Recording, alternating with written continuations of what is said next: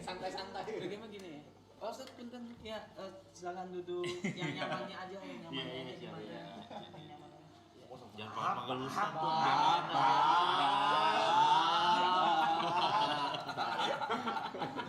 Nggak panggil Ustadz, kalau gitu panggilnya apa? Coy?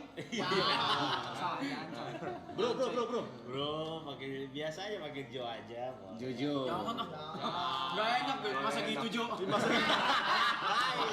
Jangan langsung. Bisa nyaman begitu. Jangan. Apa kabar, Jo? Kita dulu anak warnet juga kan. Woi. Warnet. Main game apa, Jo? Jangan semua Kurang tuh jangan, lu masih muda. Empo Sadan sih udah kita jajakin. Let's go. Dota, anak Dota. Wih, anak Dota. Oke. Dari tahun 2007 sampai terakhir Covid tuh Dota tuh. Dota. Tanya Ritter. Bener. Lakuci. Salahin. Wuish. Jangan disalah-salahin. Kola masih Lakuci, Ritter, Koala, Bahamut. Bamut. Ombing. Iya, SN Jojo. XCN. Seangkatan, Jo. Jo. Apapun lah, Sebas. Wah, seangkatan. Iya bener. Jadi udah hidup di warnet lah kita dulu lah. Berarti Sama udah lah. pernah kena eco tuh ya? Bener, kena Iya, Eco. iya. Rame ngumpul deh. Iya. Kemarin pakai Eco. Saking deko. Eco selam ya. Eco selam. Saking deko. Koala coach saya Pak Ustadz. Oh gitu ya? Iya. Kalau terus sampai main-main di mall-mall begitu gue ngikutin tuh. WCG. Bener. Oh, WCG. Bener, ada. Bener. Tapi kita pernah ini tau, Pak Ustadz pernah pipi sampingan dulu pas di mall, lo inget? Oh iya, yang Iya. air rokok kan? Iya. Iya kemarin.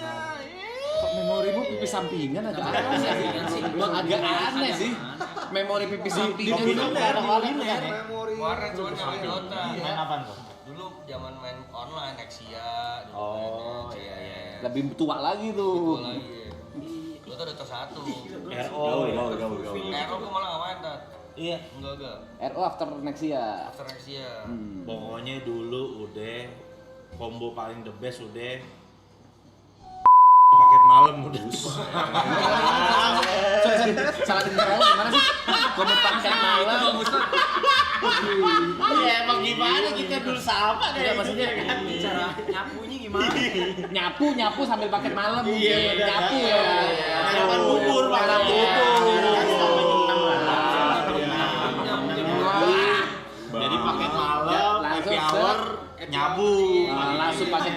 Langsung nyari bubur, sarapan. Masa Bang Ustadz kita yang sapuin sih? Segala Ustaz sapu sih. Ribet banget. Jago. Tapi kalau pikir-pikir ya, masa hidup habis di warnet loh. Asli. Antara nyesel nggak nyesel ya Iya. kan. Kuliah gagal jujur. Hancur. Kuliahnya gagal. Teman-teman gue berapa orang tuh gara-gara warnet tuh. Saking gilanya main warnet sampai gue minta duit sama orang tua buat beli warnet, bayar warnet temen gue. Ya minta duitnya dengan cara yang halus dan akhlak anak gontor. Gimana tuh? Nyolong. Lu mau kasih duit gua gak? Masa asli. Lu mau kasih duit gua gak? Gua main warnet. Kalau nggak kasih, motor gua jual nih. Chaos. Arogan, jujur arogan sih. Masa keberapa nih? Yang belum tahu Ustadz Jojo dulu satu angkatan sama Bang Wancol. Kita ada kelas sebenarnya 7 tahun, beda 7 tahun. Tapi ada satu sekolah yang bareng kan? Jatuhnya sebenarnya kayak kita satu tongkrongan aja. Tiap malam minggu di Taman Suropati. Mansur. Bukannya sempet masuk bareng? Oh itu beda, itu namanya pesantren kehidupan. Tapi bedanya kalau Jojo keluar jadi Ustadz, Wancoy keluar Jadi pelawak. Iya Jujur. bener. Tapi gua ngelewatin. iya kan teman-teman kan tahu background gue pernah di dalam gitu. Iya. Pernah ada pemain Dota terkenal di dalam ketemu sama gue lu pasti tahu. Inisial. Oh. J depan J. BB-nya banyak ini. Oh, itu 50.000 atau 70.000 Angkatan ketemu sama gua tuh. Gamu, sumpah nggak sih? Ketemu sama gua. Gua gara-gara dia pas lagi di rumah sakit, Ran. Iya betul, dia ketemu. Jadi gua pas lagi nengokin rumah sakit dia sakit kan. Gua liat mukanya. Lah, gua bilang dia. Berarti tadi Lu kasus apaan? Gua bilang sini kasus apaan? Ini gua bro katanya gitu. Ih, berapa BB lo? Buset banyak banget, 50.000 apa berapa itu? Iya, banyak banget BB-nya. Tahun 2012, 2013-an. Ini Bukan tahu gara-gara gua nonton dia mulu. iya itu tuh bener itu tim gua. Itu tim gua, bener, Terus oke itu cerita dikit Iya. dikit ya. Dia tuh dulu masih pakai BlackBerry atau apa? Betul, Apa sih? BlackBerry, iya zaman BlackBerry. Terus dia chat gua, dia chat BBM gua dia kayak Rap temenin gua dong. Jojo, JJ, Jo. Manggil gua, Jo, ya, oke. iya, iya. Manggil gua ya, manggil gua. Ngapain gitu? Rap, Iya benar, Jo manggil Jo. Iya, Ngapain Jo? Ngapain Jo? Ustaz Jojo. Iya. Benar tadi kan. Iya. Ngapain gue bilang gitu? Nggak apa-apa mau ketemu orang jam 9 malam ntar temenin gue yuk. Di mana? Di ini A gitu. Kebetulan gue lagi main Dragon Nest. Oh, DN. Gue lagi main Dragon Nest, PC gue lagi main di kosan gue tuh di laptop tuh. Terus gue bilang, kayaknya enggak dah, gue nggak bisa, gue lagi online DN nih, gue bilang kayak gitu. Di situ. Kalau lu ngikut Kena.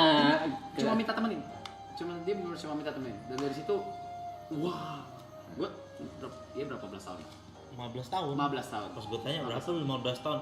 Lumayan juga. Itu bener temen ya, bener teman satu tim Dota waktu itu. Dan Iya. he was a pro player. Iya, jelas. The next laku Uci jatuhannya di dulu tuh. Harusnya tuh. Mid-nya wah.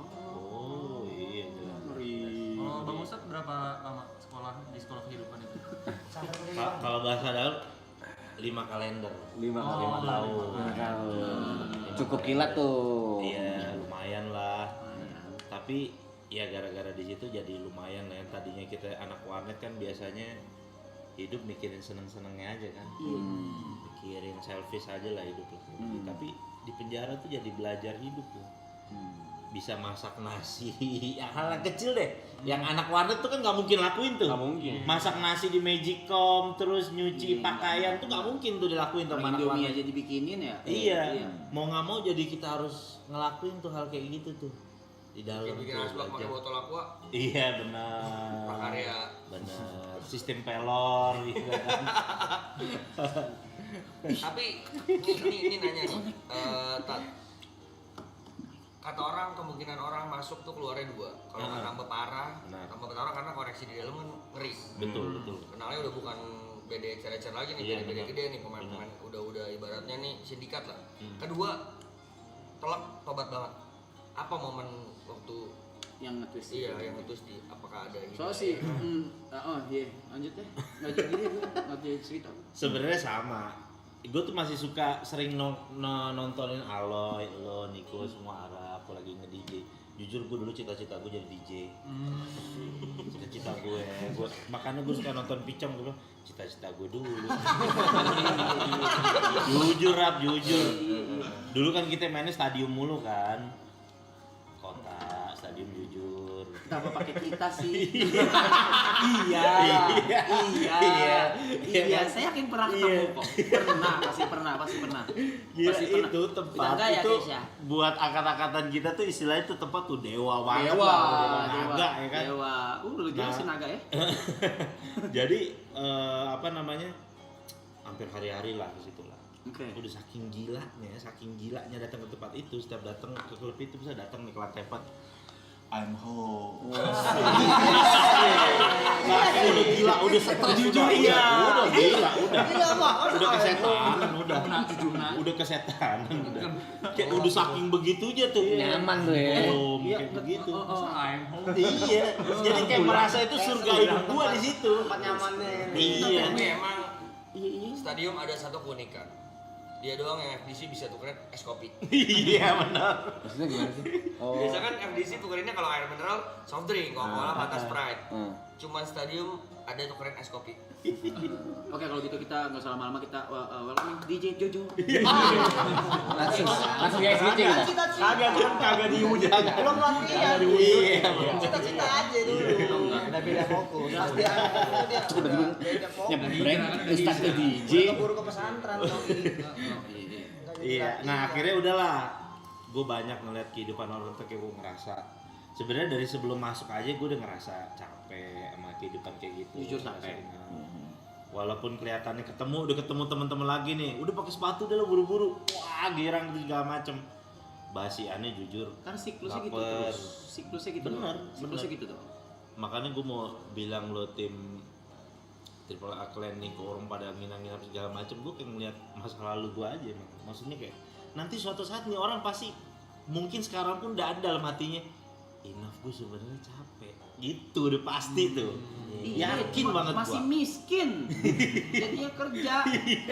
Makanya gue yakin banget pasti, makanya gue bilang ya gimana sih kalau kalian mau ngejudge orang tuh kalian nggak tahu dunia ini gimana ya. Iya soalnya kalau orang yang lagi seneng sesuatu kayak dulu, saking seneng sesuatunya kayak gue tuh sama Inek saking ediknya gitu. Istilahnya enak banget tuh. Luna Maya di dia depan udah ngejalanin. gue suruh 5 huruf cabut lo. Luna Maya mau peluk-peluk dulu standar cewek cantik tuh Luna Maya. Sampai dia sama Cangcuter kan dinyanyiin kan. Lacu.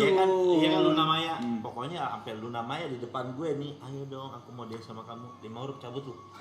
Pasti bilang begitu tuh, saking enaknya Inek tuh. Saking enaknya tuh kayak begitu. Untung gua nggak tahu gitu. Iya saking kayak ngerasa tuh kayaknya nggak ada deh yang lebih enak dari itu, kayaknya nggak ada gitu. Nah sampai kayak kalau teman-teman dulu gue kadang-kadang suka mainnya di selatan, suka main di selatan. Kayak dulu zaman-zaman tipsy di Brexit ya sekarang namanya. Brexit dulu masih namanya. Terus second floor, Dragon China Dragon. Iya Dragon China itu kayak gitu-gitu. Gue paling bete tuh kalau diajak tempat kayak gitu tuh. Maksudnya kayak minum-minum kayak gitu gue bilang ayo dong pusatnya aja langsung gitu ayo dong udah pemanasannya jangan lama-lama. Iya benar Ada pelaut penerbang. iya langsung aja udah jangan lama-lama pemanasannya. Dia bilang udah buruan deh gitu ke pusat aja langsung nih. Udah kayak begitu tapi sampai akhirnya ya udah sehari sebelum gue ketangkep tuh udah rintihan hati gue udah sering tuh hari-hari tuh udah ngerasa udah bilang uring aduh gimana cara berhentinya itu yang bingung tuh. Makanya kadang-kadang temen-temen masih banyak juga kadang-kadang yang DM sama gue kan curhat-curhat gitu, bang gimana sih bang cara berhentinya bu judi online gimana sih. Gue bilang lu mesti ada kesungguhan hati deh bener-bener. Gue bilang dulu gue pernah terinspirasi dari almarhum Ustadz Jeffrey Al-Bukhari. Oke. Itu kan punya background sama tuh dulu, pakau dia orang pemakai narkoba tuh dia. Beliau tuh sampai bilang kalau kamu belum pernah berdoa sama Allah sampai bilang ya Allah kalau saya pakai narkoba lagi mending saya mati, berarti kamu belum sungguh-sungguh taubatnya, katanya gitu. Jadi gue sampai berani doa kayak gitu, ya Allah kalau emang saya balik lagi kayak gitu udah mendingan deh saya mendingan mati aja deh. Nah kata Ustadz Jeffrey Al-Bukhari itu kata almarhum kalau orang udah berani doa kayak gitu berarti dia udah berdamai tuh sama dunia malamnya udah. Itu udah titiknya udah gue selesai, gue udah gak mau lagi dunia. Susah nggak start berhenti start? Susah, jujur susah. Adiksinya yang bikin berhenti susah. Jangankan begitu, ITC Ambas tahu kan ITC Ambassador dulu kan di atas di Carrefour kan atasnya suka jual-jual CD bajakan tuh. Iya. Itu nyetel lagu ini yang Freaks Stadium. Itu gue jalan sama nyokap gue masih bulu-bulu masih merinding. Iya. Pas gue bilang begini, wah kayaknya ilmu gue belum nyampe nih di sini. Akhirnya gue masuk pondok pesantren beneran di Jawa, belajar Itu agama beneran. atas kemauan sendiri atau dorongan? Ada dorongan ya tapi? Dorongan itu karena, wah ini bahaya nih gue masih suka suges denger lagu ginian. Bahasa suges memang suges. Iya, orang bulu kuduk sini merinding. Padahal itu udah gue dari pertama masuk penjara tuh udah total berhenti. Udah ngerokok semua udah berhenti. Pas setelah keluar itu denger musik gitu masih begini, wah gue langsung bukan gue nyalain situasi gue, situasi keadaannya, tapi gue bilang ilmu gue belum nyampe, masih lemah nih gue nih, kayaknya gue mesti pindah ke satu tempat yang gue mesti belajar sama orang-orang baik nih. Sampai bener-bener pulang dari pesantren hilang tuh rasa itu, bener-bener hilang. Suges-suges tadi tuh. Suges-suges itu hilang, cuma ya kan kadang-kadang gedeknya kalau ngeliat teman lama giginya gini-gini lagi ketemu. Kan namanya kita belajar agama nggak boleh sangka buruk sama orang. Iya kan? Serius. Maksudnya apa? Maksudnya apa itu? Nggak ngerti saya. Iya, jadi Nggak kayak usah di ngertiin udah. jadi iya, Nggak usah. kadang-kadang kan banyak tuh juga tuh artis-artis yang ke gap kan disorot gitu kan, giginya gini-gini lagi kenceng lah gitu istilahnya kan. Nah, Nggak ngerti. nah itu kadang-kadang kita tuh bingung, aduh kenapa sih kita tahu hal yang gini kan jadi ngeri sangka buruk sama orang gitu. Oke. Iya. Takutnya udon jatuhnya ya. Jangan kan begitu waktu di dalam. Hmm. Kan ada program pesantren kilat tuh.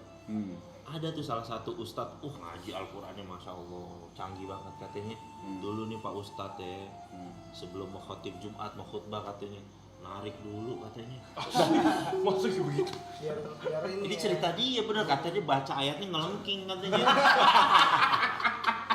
Serius kok, itu Ustadz yang aja di dalam ceritanya begitu. Gue belum respon.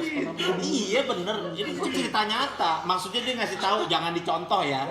Kan jadinya kadang gede-gede kita takut-takut ntar ngelihat Ustadz abis makan rujak di kepedesan begini, ntar kita takut sangka buruk kan. Pikiran kita takut, nih Ustadz masih tarik nih gitu.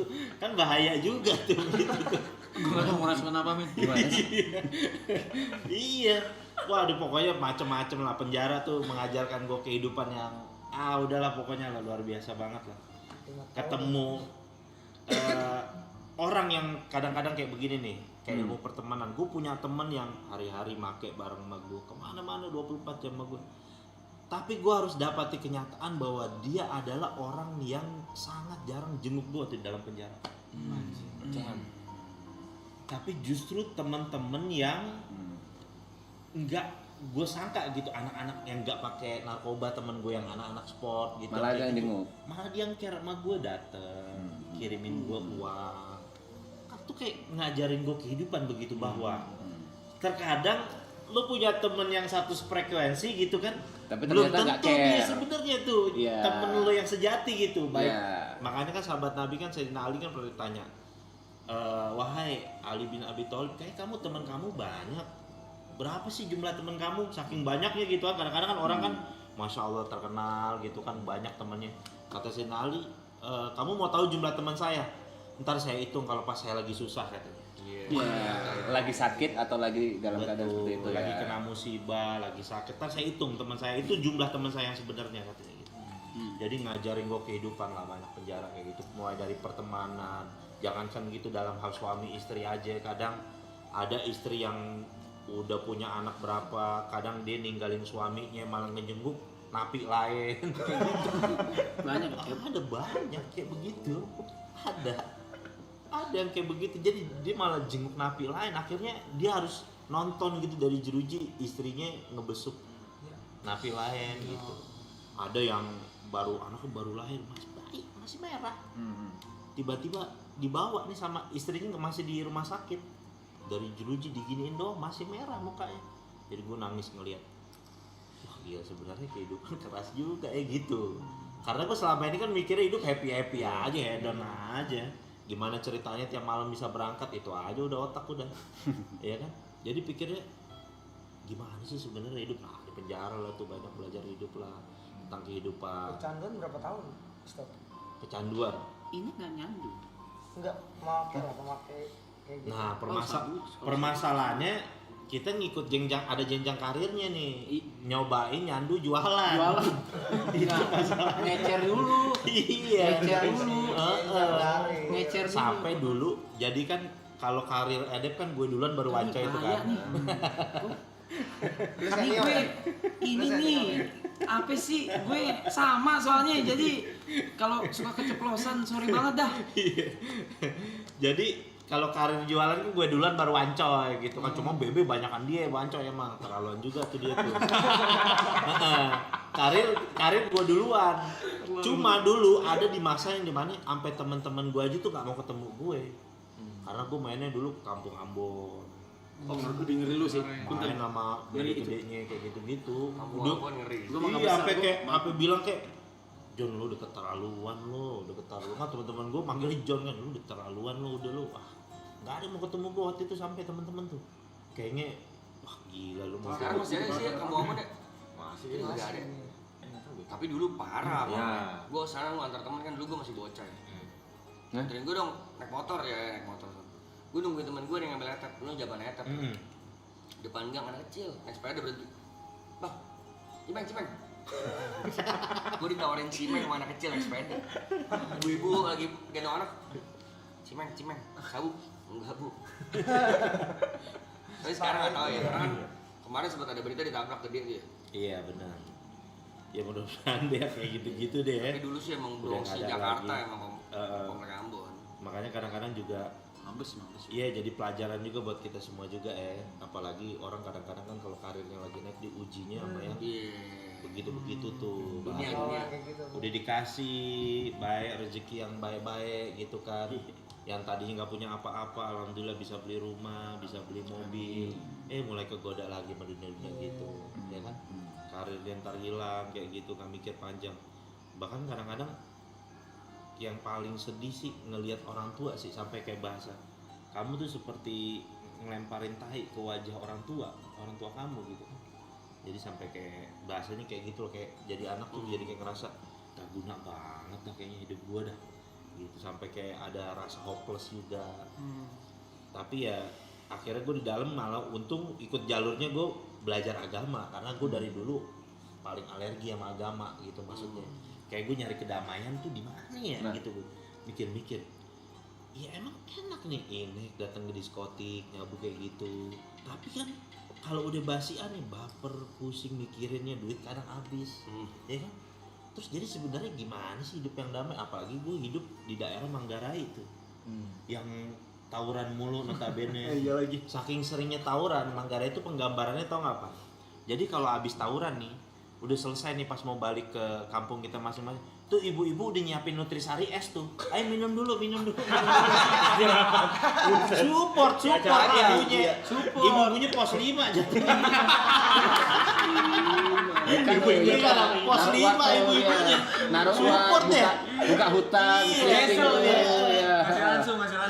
CM oke sih Belum usaha dia. kan kocak tuh kan orang tawuran bukan dinasihatin sebagai orang tua Disupport. malah jadi pos 5 dia wah gak beres tapi saya tanya kan pertama kali masuk hari pertama nggak mungkin langsung ke agama kan di dalam itu apa ya ada shock terapi maksudnya di titik apa kayak akhirnya mau belajar agama waktu pertama kali dalam 5 tahun pertama itu awal dulu masuk deh nih ya jadi kalau orang baru masuk penjara itu ada shock terapinya biasa dari Palkam kan Alkamar kan jadi waktu itu kita pakai celana boxer nih pakai celana boxer bener-bener kan masuk nggak boleh pakai celana panjang sama sarung sering dipakai buat bunuh diri kan orang di penjara kan ya kan kita masuk tuh pas masuk ke dalam sama Palkamnya di teror gua 3 orang buka lu celana lu katanya gitu wah dulu kalau dengar orang di penjara sering dimonon ini kali ya Ini momennya nih. Datang. buka celana lu begitu gua bilang bang ayo bang berantem sampai mati deh gua balik badan begini boleh juga nyali lo kata Palkamnya gini berantem aja deh bang daripada lu harus beginiin gua dah gua bilang kenapa nih gua harus apa nih ya kan buat adat istiadat penjara gua harus gimana nih ya udah lu bawain makanan lo bilang keluarga lo nih buat gaulan gitu-gitu kan akhirnya udah tuh aman nah disitulah gue mikir hidup tiba-tiba gue nontonin orang sholat di depan jadi kan nih istilahnya nih ruangan kotak nih kita nih kalau berapa orang di dalam itu ruangan kecil banget tapi kita harus pernah tuh 33 orang belum pindah tapi kan waktu itu yang waktu awal-awal tuh belum pindah Belum. kan? Iya kan masih yang iya lempuk di itu kan polsek. Iya, kita tidur sampai kayak mayat begini tidurnya tuh saking ini bantalnya pakai aqua galon aqua gelas yang aqua botol yang air setengah kayak gitulah harus kayak gitu nah gue udah ngeliat orang kok sholat tuh pada adem banget gitu ya ngeliat terus langsung gue mikir apa jangan-jangan ini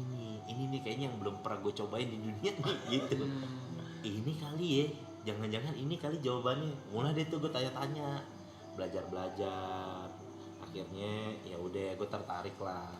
Mulai dari situ gue belajar agama, fokus, dan gue benar-benar berusaha untuk ninggalin hal itu. Tapi ya ujiannya berat. Gue malah ditempatin di blok tuh yang baru masuk blok, pas masuk rutan Salemba aja itu baru masuk kamarnya Pak kami itu udah ada bong sabu banyak, orang main judi, sama TV-nya layarnya PC di BF. Gila, triple kill haramnya tuh. Triple kill haramnya, judi ye, narkoba ye, film BF lagi, triple kill haramnya. Jadi pas gue masuk, perasaan gue berdoa pengen minta dijauhin dah dari lingkungan yang kayak gini. Kenapa malah dideketin? Ternyata ya emang itu ujiannya gitu. Supaya istilahnya sampai gue pengen dimatiin kali, rasa gue ngelihat kayak gitu jadi biasa aja gitu kali ya. Nah akhirnya karena ngelihat gue masih muda dulu kan, akhirnya ada tuh bapak-bapak yang masjid sebelah manggil, ini anak muda nih di kamar ini aja, kita jangan di kamar situ tuh, sering pada make orangnya ntar kesian. Nah rata-rata bapak-bapak deh tuh yang suka-suka ke masjid. Dari situlah gue suka diajak-ajak, dibimbing-bimbing. Nah disitulah gue udah mulai belajar agama. Temen gue yang busuk-busuk kayak si Wancoy, semua tuh pada besuk, udah mulai lihat perubahan gue tuh. Gue alhamdulillah gue cerita-cerita kan sama mereka. Gue kayaknya udah nemuin satu yang berharga nih dalam penjara. Gue nemuin kedamaian, nggak perlu lagi ngeluarin duit 300.000 buat kayak beli inek dulu gitu kan. Jadi ini udah gitu gratis, gue ibadah, gue tenang. Alhamdulillah nih gue udah dapet. Doain aja biar gue di sini, maksudnya ya tenang, terus nggak galau lah selama ada di sini. Ya udah, akhirnya gue banyak lah belajar tentang kehidupan. Teman-teman gue di mana aja di blok yang sama? Gue ketemu dia pas lagi di rumah sakit. Dia lagi sakit tuh waktu itu. Gue lagi jenguk orang sakit. Pas gue di sampingnya, oke gue kenal nih tampangnya. Gue lihat kan gituan namanya kan, bener. Oke, bukan di blok yang sama. Iya bukan. Langsung gue tanya, di dalam masih main Dota tuh dia tuh. Gue nggak mau ngomong. Dia cerita sama gue masih suka main Dota tuh. Masih Dota 1 ya? Iya Dota 1 masih Dota 1. Iya. Dia cerita tuh di dalam. Itu gue di dalam macem-macem lah. Gue bareng juga sama waktu itu John K waktu itu. Bareng sama John K gua. Umur berapa Staf? Waktu itu gue umur 22 tahun tuh. Masih 22. Gue ngelihat pertama kali kalau kita kan tahu di TV doang John K. Gue ngelihat John K lagi nagih utang sama orang. Gue ngelihat secara live tuh, streaming langsung tuh. Nggak salah. Itu orang ditagih sama itu sampai sujud-sujud lo ke tanah lo. Kata si John K kan gini, bayar utang lo. Kira utangnya berapa? 2M utangnya, nggak tahu utang apaan tuh. Utangnya 2M. Bayar ke utang lo? Gue mending bunuh kucing daripada bunuh lu ya, katanya gitu. Wah gila serem banget. Orangnya petengkurap tuh di tanah tuh. Gue bilang serem juga Om John. Serem juga Om John. Iya. Ngeri boy. Akrab sih akrab. Iya, tapi baik dia di dalam rap. Biar gak begitu. Kadang-kadang dia tiap pagi tuh suka sedekah nasi uduk 300 bungkus. Buat napi-napi tuh, dia tuh panggil, mana sini? Tukang nasi uduk, kumpulin, bagi-bagiin sama dia, napi-napi. Baik dia. Iya. Kan banyak juga tuh dia kan tim-timnya kan yang pas case-nya dia itu.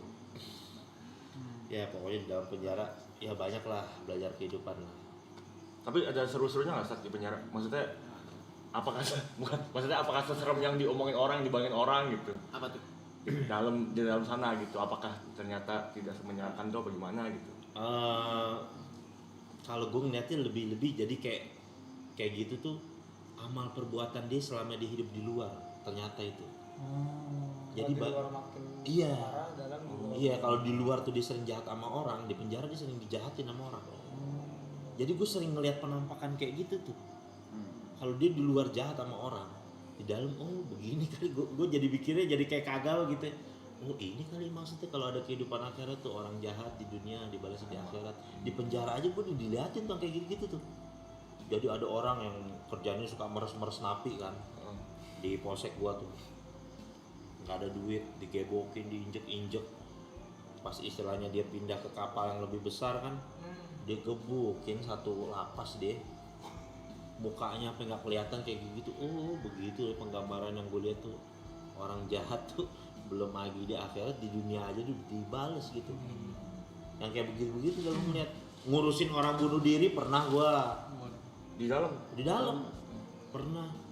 Waktu itu dia, aduh masalahnya berat banget sih. Kayaknya dia utang saham di bursa efek sih. Alias kalau judi 50.000. Kalau judi bola 50.000. Lu Masih kena. kalau judi 50.000 bola, judi bola kali 50.000 bocah minjem sarung bunuh diri. Jam 3 pagi, gue udah ketok-ketok bangun.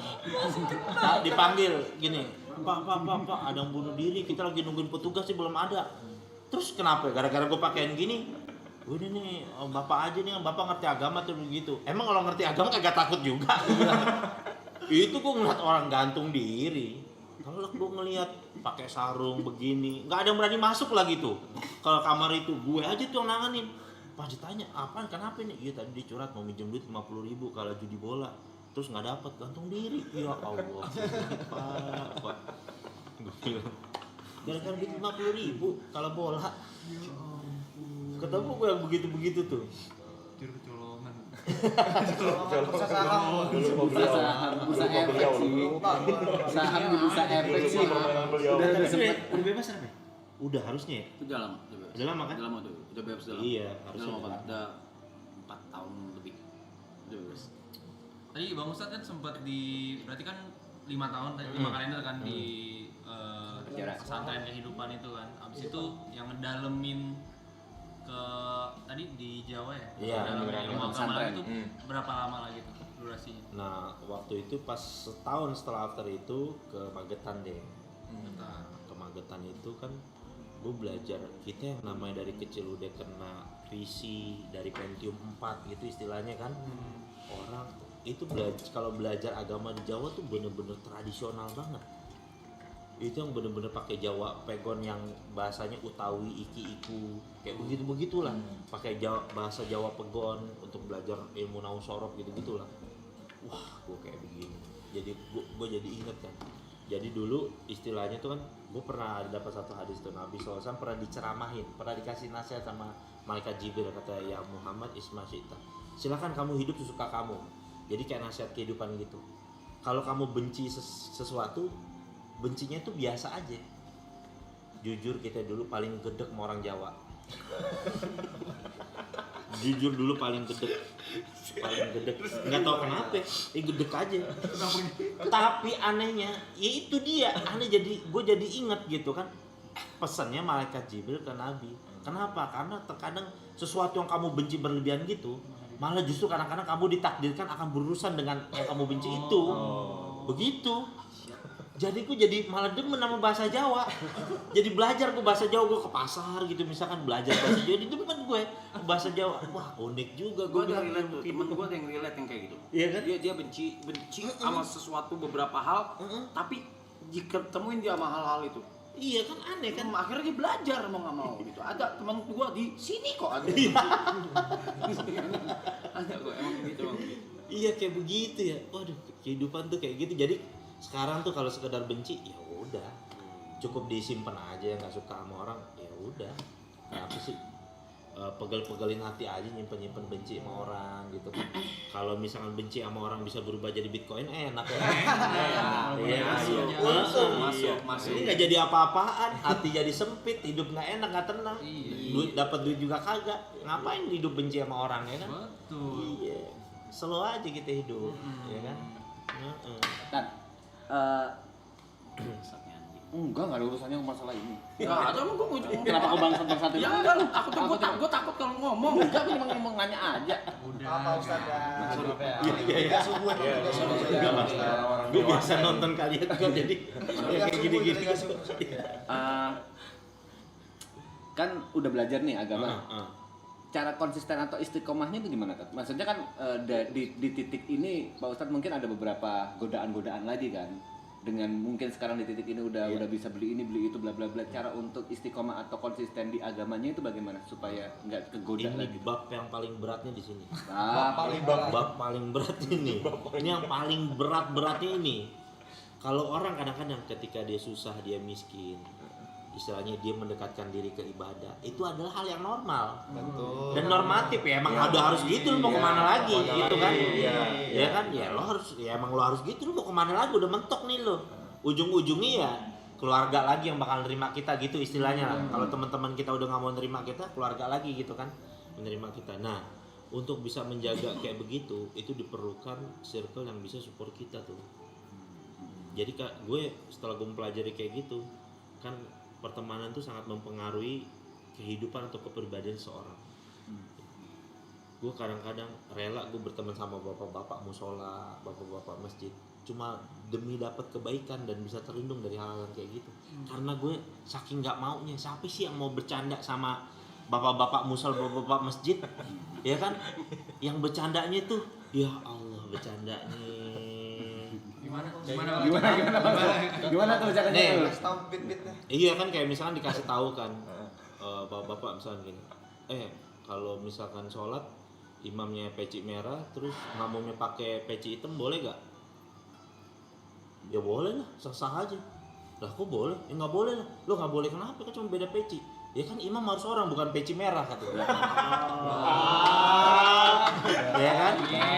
Bapak-bapak tuh bercandanya begitu. Kan beda banget sama bercandaan kita kan. Sama teman-teman narkoboy kita tuh beda bercandaan begitu. Iya loh, beda. Kalau gue bercanda sama Wancu beda bercanda gitu. Tapi bapak-bapak hehehe mau nggak mau tapi ya asalkan hidup gue kejaga dari yang nggak beres-beres ketularan baik apa harus gue lakuin gitu. Ada yang harus dibayar harganya. Bener, harus ada yang dibayar kok, bener itu. Termasuk salah satunya juga hal yang gue pikirin ketika pulang dari penjara, gue mikir apa kira-kira yang bisa ngerem kehidupan gue. Nikah salah satunya. Gue waktu itu nikah, waktu itu modal gue serapi amat, ngelamar kita Selapina.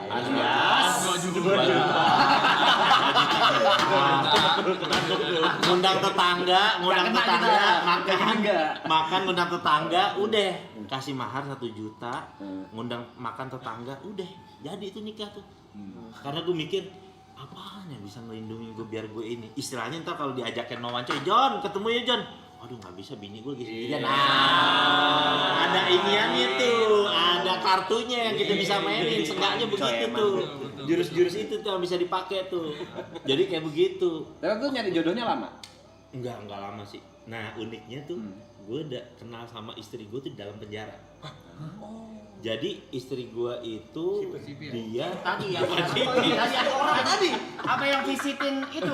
Napi lain. Jenguk napi lain. Iya, Mungkin lu terlalu. iya, jadi ada salah satu saudaranya dia. Salah satu saudaranya dia di rumah sakit itu. Tiba-tiba dia jenguk saudaranya itu. Dan gue ketemu di situ. Akhirnya gue ketemu sama orang tuanya, gue bilang dengan PD-nya gue status as a napi gitu kan, bilang gue pulang nih mau nikah, mau nggak anak lu ntar gue nikahin. Iya alhamdulillah, percaya aja gitu. Ya percaya aja, padahal kan orang yang harusnya mikir kan, lu background lu napi gitu kan, siapa sih orang tua yang mau nikahin anaknya menapi gitu loh, logikanya kan begitu tuh. Tapi ya emang gue nggak punya siapa-siapa, tapi gue punya Allah gitu aja. Gue berdoa, ya Allah tolong deh. Ini salah satu-satunya juga cara yang biar gue nggak balik lagi sama dunia gue yang dulu. Gimana ceritanya? Biar kata gitu, ada juga temen gue masih tuh ngajakin gue tuh. Gue lagi mau ceramah di masjid pakaian kayak gini, telepon. Assalamualaikum, John, posisi di mana John? Gue lagi di Masjid Darussalam, gue ingat nama masjidnya tuh waktu itu di daerah Kuningan. Gue lagi di masjid ini. Malam ini gue ultah, please ke tipsi katanya. Ntar lu, gue bilang nih, kita pindah ke video call.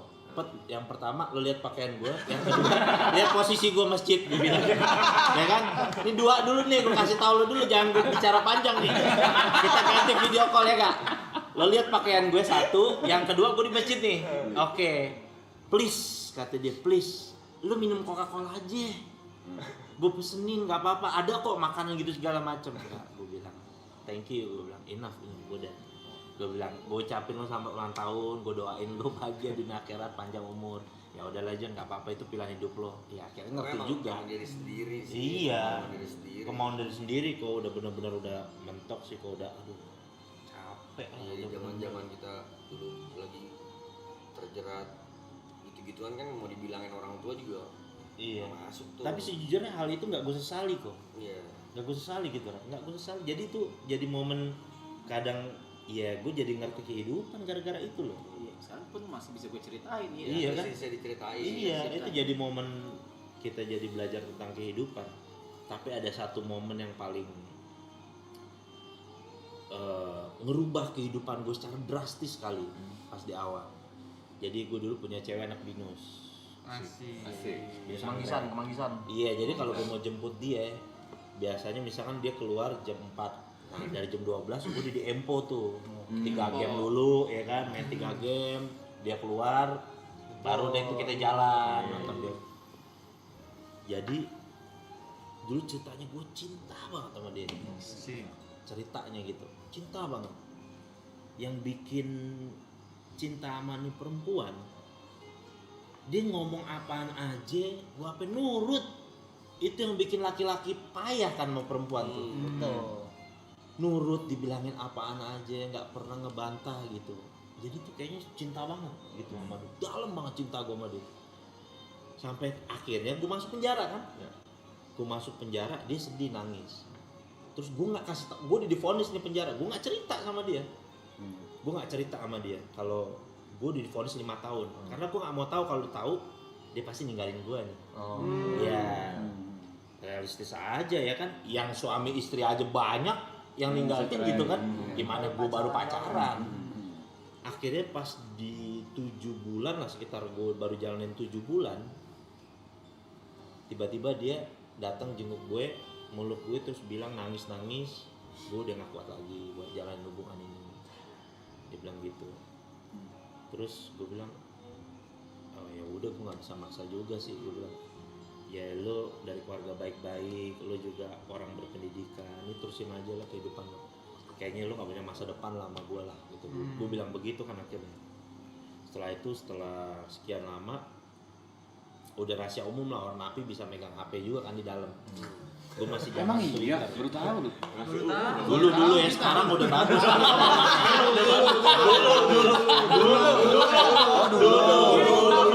Ini gue pengennya itu dulu ya. Iya, 15 tahun lalu. Sekarang udah bagus. Enggak, tapi Udah temen gue juga ketat ketat. dulu kayak ngobrol memang. Bebek Gemini gue inget Iya, HP. Sekarang mah udah bagus, Bang. Iya bener.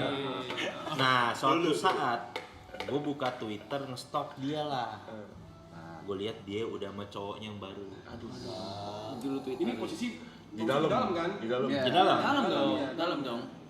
Tadinya gue udah berusaha ikhlas, tapi ternyata karena gue terlalu cinta banget sama dia, jadi sakit gitu kayak hati gue tuh. Sampai pernah gue ada ajak-ajak kayaknya mau bunuh diri aja lah. Dunia ini kayaknya udah nggak Adil. umur 22 divonis 5 tahun penjara. Ya kan? Di kampus gue ngirim surat DO, nggak di DO dari kampus udah otomatis. Cinta sama perempuan ninggalin gue, apa lagi nih tujuan hidup gue nih kalau udah begini, apa lagi yang gue harapin kan. Tapi gara-gara itu gue jadi belajar, ternyata kesalahannya bukan di perempuan itu, kesalahannya adalah gobloknya gue punya rasa cinta berlebih sama itu perempuan. Itulah yang jadi bikin gue tuh tersiksa sama dia.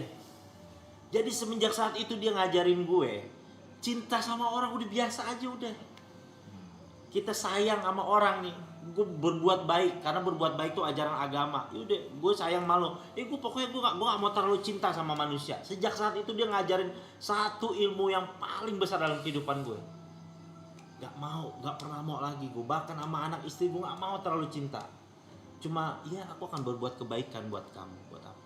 Karena rasa sakitnya tuh gue masih ingat sampai sekarang gitu. Damn, kenapa sih gue harus terima kenyataan jauh dari dia? Kenapa sih gue harus kehilangan dia? Tapi dari situ ternyata setelah gue renungin, yang salah tuh bukan takdirnya, bukan dianya, Tapi rasa cinta yang gue bikin terlalu berat itu ke dia, itulah yang nyiksa gue. Jadi semakin rasa cinta gue gede ke wanita itu, semakin nyiksa kehidupan gue. Jadi semenjak saat itu gue say thanks, gue bilang dalam hati gue doain, sampai doain dia terima kasih. Walaupun gue gak ketemu dia ya, gue doain dia terima kasih, lu ngajarin gue ilmu kehidupan yang menurut gue tuh sangat berarti buat hidup gue. Bahwa sejak saat itu gue gak akan pernah mau cinta lagi, walaupun istri gue cantiknya kayak apa, anak-anak gue lucunya apa, gue gak mau terlalu cinta.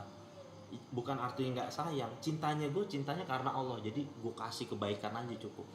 Karena takut gue nanti kalau gue berpisah lagi seperti sebagaimana yang gue pernah iniin gitu, kejadian kayak gitu, nggak enak rasanya, hidup tuh tersiksa gue, kayak nggak punya semangat hidup. Jadi kayak kesan kok cemen amat jadi laki-laki gitu, kayak gue goblok banget gue jadi laki-laki kok. Tapi kan nggak bisa nyalain, nggak bisa dibikin-bikin. Gue pengen ngilangin perasaan ini nggak bisa gitu, gedeki gitu. Makanya kadang-kadang banyak orang tuh di dalam tuh yang kayak gitu ditinggal istri, mereka tuh sampai mau bunuh diri itu begitu. Karena mereka bingung, gue mau ngilangin ini nggak bisa, gimana sih caranya gitu. Itu selama 7 bulan kan, itu baru ditinggalin setelah 7 bulan. Selama 7 bulan Ustadz bilang ke ceweknya apa? Kan dia pasti nanya kan berapa lama di dalam gitu. Enggak gue bilang, enggak gue jawab. Enggak gue jawab soal vonis gue. Topik. Topik. Iya. Topik. Kamu berapa lama Udah makan? di penjara? Udah makan? Lu cara ngontrol, cara ngontrol cinta biar biasa aja gimana? Kan cinta nggak bisa dikontrol. Iya memang, tapi seenggaknya kita sering-sering berbuat kebaikan sama dia. Jadi artinya juga kita bisa tahu menahan diri bahwa kita itu, apalagi kita nih belum suami istri, kita kan ada kemungkinan berpisah karena nggak jodoh sama dia. Yang kedua ya macam-macam lah, berpisah karena pindah alam gitu, atau berpisah karena ada 1 dan 2 lain alasan yang nggak bisa kita bersama-sama. Jadi artinya itu ada sesuatu yang nggak bisa kita lewatin dalam kehidupan dunia ini yang dinamakan takdir. Makanya kan dalam Islam tuh kan ada rukun iman yang ke-6 kan, beriman kepada qada dan qadar, pada takdir baik dan takdir buruk. Jadi harus kita jalani gitu. Jadi ya udah, kalau memang kayak ada, abis itu ada temen gue perempuan, jadi bede deh, banyak barangnya. Terus dia kan udah punya suami. Karena gue udah tahu itu, ya gue dulu temen lama gue nasihatin dia dong. Wah gue seneng banget katanya suami gue baik, perhatian banget sama gue. Gue dalam hati langsung gue gituin ke dia. Saran gue dari sekarang lo kurangin rasa cinta lo sama suami lo. Gue bilang dari sekarang lo kurangin. Kagak, alhamdulillah John, laki gue John baik banget, perhatian, mau nungguin gue segala macam. 7 bulan kemudian nikah lagi sama perempuan lain. Dan dia sakit hati, akhirnya apa ya? Belok, jujur belok dia gitu. Kan tapi kan gue bilang gue udah pengalaman nih yang soal kayak gini dari awal, mendingan udah lu kikis, bukan berarti artinya udah kita udahan aja, enggak. Jadi artinya kalau memang dia setia alhamdulillah, kalau enggak lu dijaga-jaga nih, udah punya bumper nih. Dengan kata lain mungkin nurunin ekspektasi. Bener kok, kayak begitu kok. Secukupnya. Diturunin ekspektasinya gitu. Gak enak asli lu punya perasaan kayak gitu. Hidup tuh, gua aja waktu itu akhir lari ke ibadah aja, hati masih gak tenang loh. Tuh gua bingung tuh. Aduh, ini gimana sih ini ngilangin gitu, kayak orang linglung gitu. Gimana sih ini ngilanginnya caranya? Bikin kesibukan, kepikiran lagi, ntar sedih lagi. Udah gitu yang paling gedeknya kan harus terima kenyataan, gue nggak bisa ketemu dia nih, kealingan jeruji gitu, ya kan? Itu kan gedek tuh artinya tuh. Akhirnya Bang Ustadz buat proses penerimaan keadaannya tuh Berapa lama? berapa lama dan gimana caranya, itu kan berarti kan baru jalan 7 bulan ya kan, habis itu dalam penjara, itu frustasinya pasti kan berulang-ulang kan prosesnya. Betul. Terus titik apa tuh yang, atau kejadian apa yang bikin oke, Yang kayak sadar gue bego banget nih gue gitu, kayak gitu. gue ikhlas deh gitu. Semenjak pas ketemu istri gue itu, akhirnya setelah, tapi itu lama 1,5 tahun lah setelahnya. Akhirnya tuh kayak tadinya gue tuh kayak biasa aja gitu sama perempuan, kayak udah ngerasa ya udahlah gue mau fokus belajar agama dulu. Tapi tiba-tiba pas ya nggak tahu, mungkin takdirnya udah kayak gitu ya, pas gue ngeliat istri gue kayak ngeliat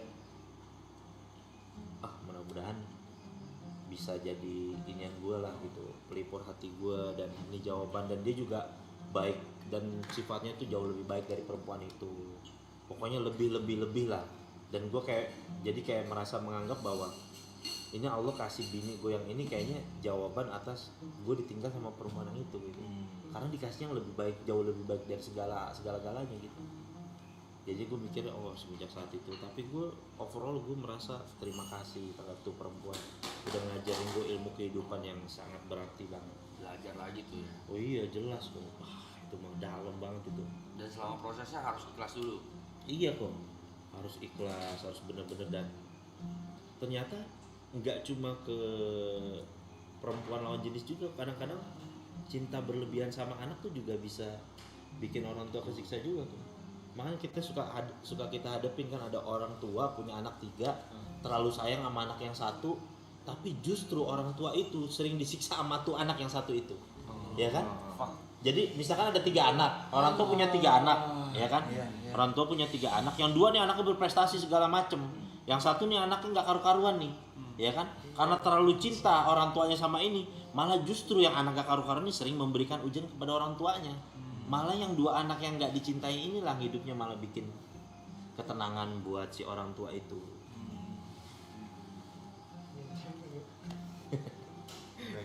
Udahlah bercanda lagi aja, jangan ngomong kita terlalu dalam apa ya. Malah ini yang kita butuhin. Kita supaya dalam-dalam. Malah ini yang kita butuhin. Memang ini liga subuh sih. Terus Pak Ustadz, tips cara mengikhlaskan. Ntar. Boleh ngerokok nggak sih? Nggak apa-apa, santai. Nggak boleh kali. Jangan. Nggak apa-apa. Jahat ya, Mang. Lanjut. Pak Ustadz, tips cara mengikhlaskan. Mengikhlaskan itu yang pertama ya itu dia, kalau gue belajar dari ilmu agama yang gue hari ini, bahwa kita nggak akan pernah bisa lari ya dari yang namanya takdir. Itu makanya dari awal tuh kita harus tahu tuh ilmu kehidupan kayak gitu. Jadi ada perkara yang namanya takdir, tapi ada yang bisa merubah takdir, yaitu doa. Jadi gue bisa paham tentang kenapa doa bisa merubah takdir, apa yang dimaksud dengan takdir. Jadi pernah ada satu ulama pernah datang tuh ke dalam penjara menjelaskan gitu, sampai gue tangkep kayak seakan-akan gini. Kita semua nih, semua manusia sebenarnya udah ditulis nih cerita tulisan hidupnya nih, takdirnya kan, semua. Sahurnya bentar. Oh ya, bentar aja santai. Nggak apa-apa, boleh taruh. Terima kasih ya. Apa ya Ustaz? Silakan Ustaz. Iya. Jadi kayak kita nih sebenarnya punya satu jalan takdir yang udah diceritain semua. Kayak gitu. Kayak misalkan gue kalau seandainya gue bisa melihat catatan takdir gue, ternyata catatan takdir gue akan terus masuk ke dalam penjara.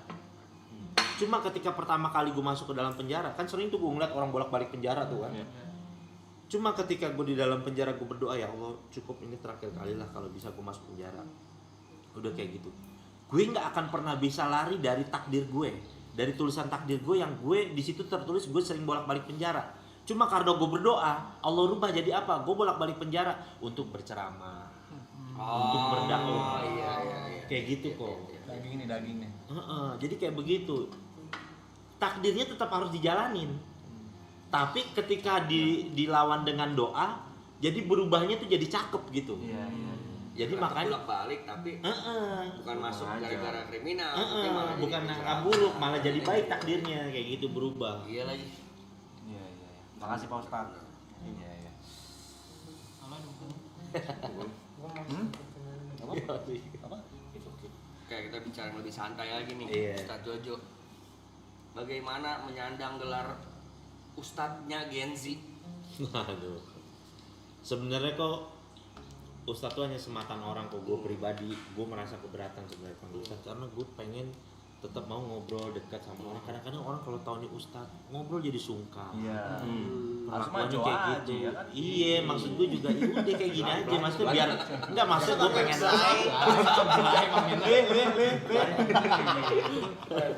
iya, maksud gue pengen ya deket aja kayak gini. Kalau ketemu orang yang pernah main Dota, ngobrol jadi asing, nggak canggung gitu loh.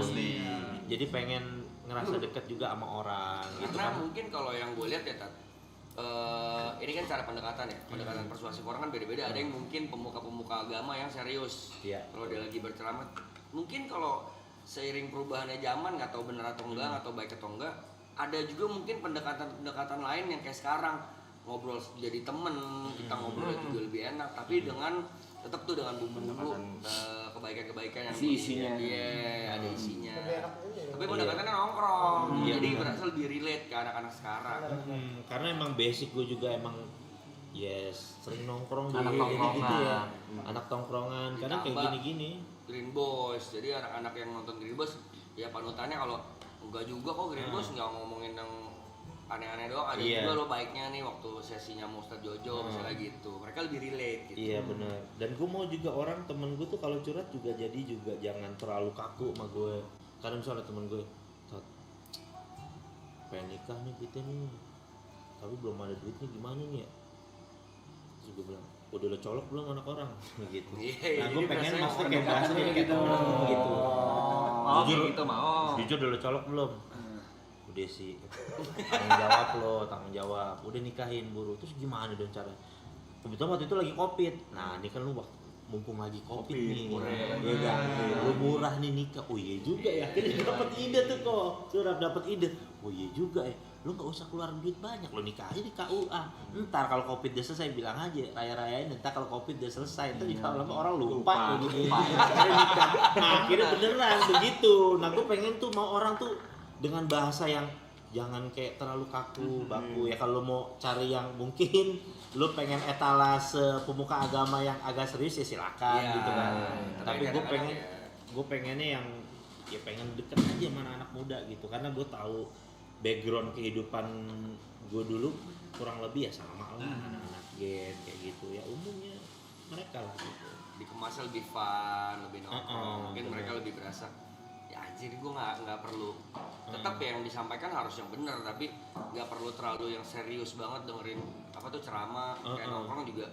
ada kok, ini ada hikmahnya, ada isinya gitu. Nah terus kok di posisi gue dulu, gue terkadang jadi ingetnya apa? Gue tuh nggak tahu harus kemana dulu, mencari kebaikan tuh kemana. Itu yang bikin gue tuh, kenapa gue pengen deket sama teman-teman kadang-kadang masih suka minum, pakai narkoba gitu. Karena dulu ketika itu gue nggak tahu gue harus kemana. Siapa sosok orang yang harus gue cari yang bisa ngajarin gue kebaikan. Makanya gue lebih sistem kayak jemput bola datang mereka, biar gue pengen ngasih tahu. Gue kasih, begini nih pengalaman hidup gue, lu begini, udah deh lo kerjain lah. Gitu. Lebih pendekatannya banyak, walaupun orang itu non muslim banyak yang curhat ke gue. Gue kasih tahu pendekatannya kayak lu sama orang tua punya masalah nggak? Kalau setahu gua nih, kalau di dalam ajaran Islam biasanya karir orang, kehidupan seorang anak itu ada hubungannya dengan hubungan dia sama orang tua, kayak gitu-gitu. Paling kalau dia non muslim gua kasih tahu tuh kayak gitu. Coba lu perhatiin lagi hubungan lu sama orang tua lu, kayak gimana tuh hubungannya? Iya sih bang, gua sama orang tua gua nggak begini. Ya udah, mulai sekarang lu perbaikin, mulai dari sekarang, kayak gitu. Terus yang paling banyak sih ya kecanduan judi online ya. Kecanduan judi online tuh paling banyak sih, orang curhat sama gue tuh paling banyak. Dan itu sampai sekarang gue masih belum nemu formulanya. Susah banget itu. Kalau narkoba gue udah kasih tahu jauhin teman-temannya gitu segala macam. Kalau judi online kan dijauhin temen tetap punya perangkatnya sendiri. Itu kan repotnya kan. Berat tuh. Sendiri sih coy. Iya, sendiri gabut. Iya, dia sendiri. Sampai pernah ada orang datang curhat sama gua, dia bilang gini, Tat, aneh izin mau curhat nih, dia bilang begitu. Oh iya gimana tuh? Aneh kecanduan judi online nih Tat, jujur udah ratusan juta habis, mobil udah kita jual, motor udah kita jual, ini juga nih sisa motor, ini juga BPKB udah sekolah Tat, kayak gitu. Habis-habisan deh kita. Ketika mendengarkan gitu, itu hal biasa bagi gua gitu kan, maksudnya yang lain juga cerita kayak gitu. Cuman dia bilang, tapi plot twistnya nih Stat, gue guru ngaji kata dia. Dia guru ngaji. Dia bilang, gue setiap ngajarin anak kecil ngaji Stat, dikasih amplop, gue minta anterin murid gue ngedepo di ATM. Sampai sudah kecanduan segitunya. Tapi nyandu sih, memang nyandu. Iya parah, guru ngaji aja nggak selamat. Emang tuh lubang charger kecil ya, tapi rumah masuk tuh. Iya. Rumah masuk tuh. Dia sampai udah udah sampai di titik kalau setiap punya uang atau apa kerja nih gajian dikosongin tuh ATM-nya tuh biar nggak buat ngedepo gitu segala macem, kosongin mulu. Tapi kadang-kadang dibilang sampai dia berobat ke psikolog gitu segala macem.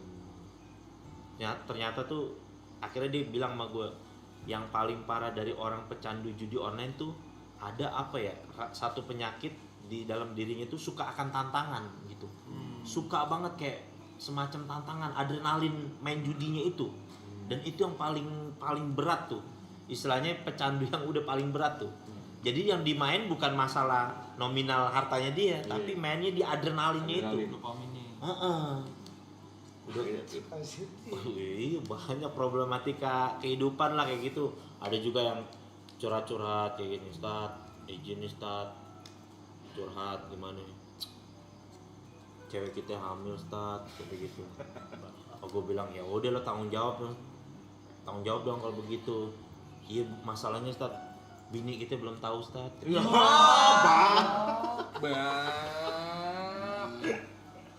Masalahnya ada dua. Langsung kita jawab begini, lo yang nyolok gue yang pusing nih. Lo yang nyolok gue yang pusing nih mikirinnya. Ya udah akhirnya gue harus kasih tahu begini, ini gimana ceritanya. Udah ya pertama kali lo datang istri lo cerita tentang kejadian ini, lo ngulur, lo mau percepat, lo mau ngulur, ini bakal jalan terus masalah ini. Cerita sama istri lo dan lo harus terima dari awal nih. Gue kasih tahu kalau istri lo tiba-tiba mungkin ngelaporin lo ke ranah hukum atau merasa dirugikan atau apa, ya lo harus terima dari sekarang. Karena lo laki-laki, gue bilang belajar tanggung jawab. Ya udah kan dilakuin kayak gitu-gitu. Ntar dia report update begini start kayak gitu-gitu lah. Aneh-aneh macam-macam jujur. Problematika hidupnya. Kan kalau ini kita bisa sambil sahur kali. Iya, boleh ayo dong biar enak ya. Silakan Ustaz Jojo. Iya. Makan aja. Santai. Selalu baca live chat ya. Iya, sama live chat. Kalau ada yang mau nanya juga boleh. Iya. Mumpung kalian lagi bersama sama Ustaz Kenzi. Kenapa gue izin makan ya? Makan Pak Ustadz, makan Pak Ustadz. Apaan Jo, makan aja. Apa?